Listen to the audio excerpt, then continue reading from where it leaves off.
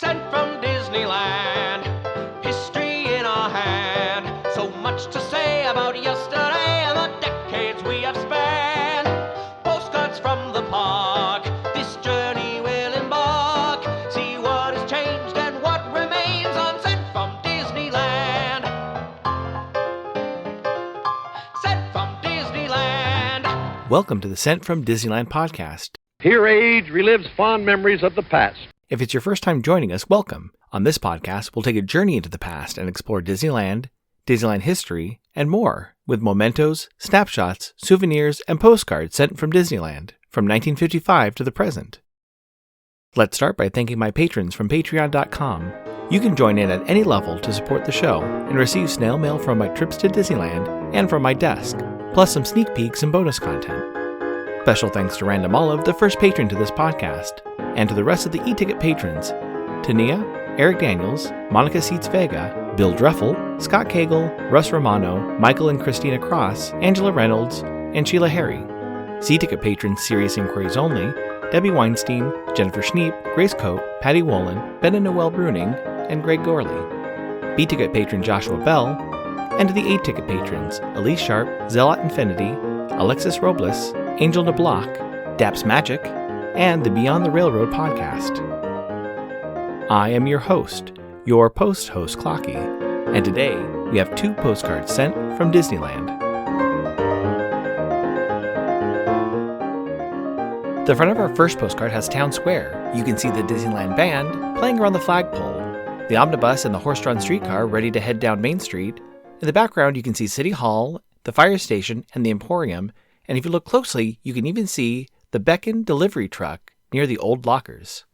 On the back it reads, "Our town 50 years ago. Turning back the clock brings a pleasant, nostalgic feeling to many Disneyland guests, and to others, what it was like in Grandma and Grandpa's day for this Town Square, Main Street, USA." It's postmarked July 12, 1959, with an Anaheim Pray for Peace cancel and a 3-cent purple Liberty postage stamp, Scott number 1035. I assume they visit the park on Friday, July 10, 1959, when park hours were from 9 a.m. to 1 a.m. The weather was a high of 98 and a low of 68. Park attendance that day was 29,709. It's addressed to Mrs. Mary Wolcott of Dover, New Hampshire. It reads, "Hi, spending 2 weeks with my sisters and family, hitting the usual popular places, weather awful hot, doing a lot of swimming. Baby is a doll, christening tomorrow, love, Lou." Since it's the season for candy, I thought it'd be fun to look at Disneyland's first Candyland. While looking through David Koenig's book, The 55ers, I found a story of the inception of the original Candy Palace.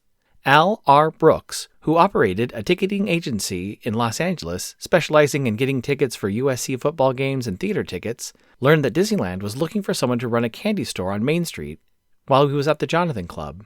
The Jonathan Club is an exclusive social club that is still operating today in downtown LA with a second location in Santa Monica.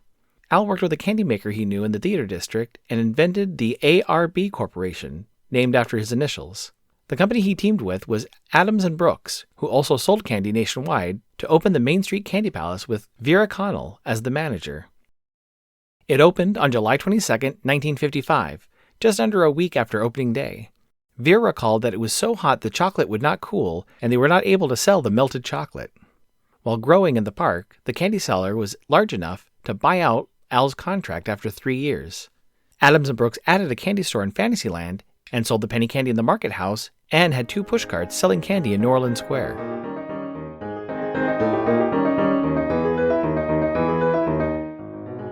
Add some flair to your mail by checking out stamps at Enfield Post.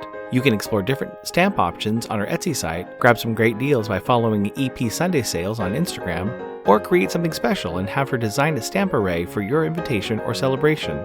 You can head over to EnfieldPost.com and explore all the different vintage postage stamps you can use on your next card or letter. That's ENFIELDPOST on Instagram and EnfieldPost.com for your wedding and vintage postage needs. Enfield Post is the official postage stamp sponsor of the Sent from Disneyland podcast. The front of our next postcard has a horse-drawn streetcar pulling past the Upjohn Pharmacy and the Crystal Arcade. In the background, you can see the Emporium, and on the right, you can see a balloon seller.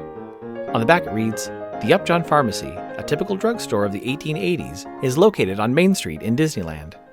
It's postmarked January 7th, 1969, with an Esparto cancel and a 1-cent green Andrew Jackson postage stamp, Scott number 1209, and a place for another stamp that has been removed. I assume they visit the park on Saturday, December 28th, 1968, when park hours were from 8 a.m. to midnight. The weather was a high of 60 and a low of 42. It's addressed to Miss Myrtle Boniface of Sacramento, California. It reads, 1769. Dear Aunt Myrtle, hope you had a Merry Christmas and a Happy New Year. We're all fine. Spent a few days after Christmas in LA. Really enjoyed a visit to Disneyland. Love, the Frank Nichols. The Castle Candy Kitchen was located in Sleeping Beauty Castle on the right-hand side from 1958 through 1967. In 1967, it was renamed to the Castle Candy Shop and closed and reopened as the Heraldry Shop. In its heyday, the candy shop was one of the nation's top candy stores, selling 5,000 pounds of candy per week. A window was added to Main Street to allow guests to view the candy-making process, including taffy pulling, making peanut brittle, fudge, toffee, and other sweet treats. This boosted sales as guests saw the candy being made in the park, a tradition that is still at the park today. Unfortunately, after Walt died, their lease was not renewed. Disneyland took over running the candy shop, but kept Vera on to run the store until the late 60s.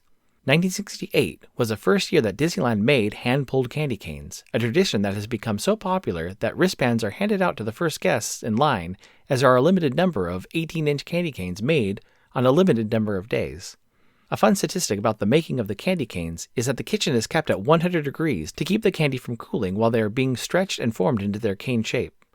The Candy Palace has had a few names over the years. In the 1956 guidebook, it listed as Candyland, and today it is known as the Candy Palace and Candy Kitchen. The two candy carts in New Orleans Square have become one candy cart known as New Orleans Sweet Treats and is still at the park, although it mostly sells prepackaged candy and flavored popcorn.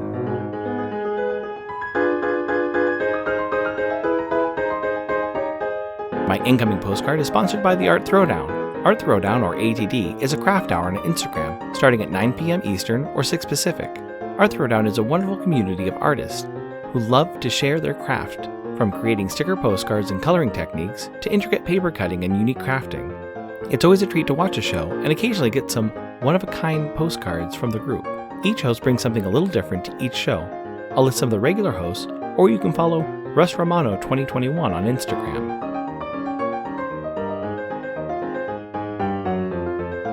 Front of my incoming greeting card has a Christmas tree with a red bead garland, bells, ornaments, candy canes, and lit with 6 red candles.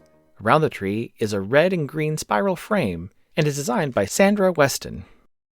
It's not postmarked but was received December 12, 2025 and sent with a $1.25 squirrels in a tree hanging ornaments while wearing mittens Canadian postage stamp.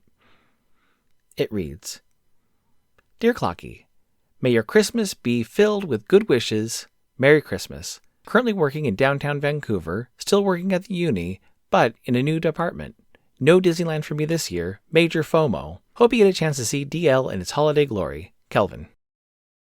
Thank you so much for the greeting card, Kelvin. I was able to get down to Disneyland the week before Thanksgiving and the week after the holidays officially kicked off at the Disneyland Resort.